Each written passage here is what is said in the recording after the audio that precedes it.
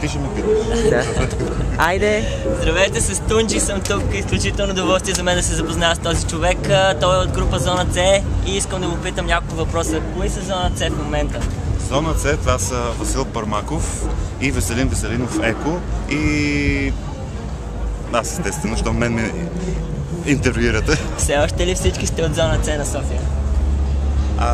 По принцип, да, продължаваме да бъдем от Зона С, но не само от София, ние сме от Зона С и на много други райони. Да, чудесно. Смятате ли се за супергрупа? Супергрупа? Защо да не се смятаме за супергрупа? Много обичам такива хора. И още един последен въпрос. Какво ще свирите, с какво ще забавлявате тълпата тази вечер? Ще свирим музиката, която свирим обикновено напоследък, а това е в момента пред публиката импровизираме, създаваме нови мелодии, нови аранжименти.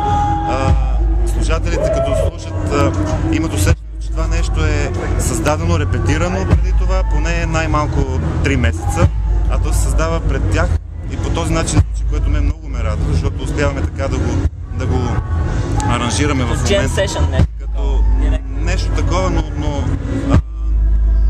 да, като Jam Session, но бих казал на доста по-различно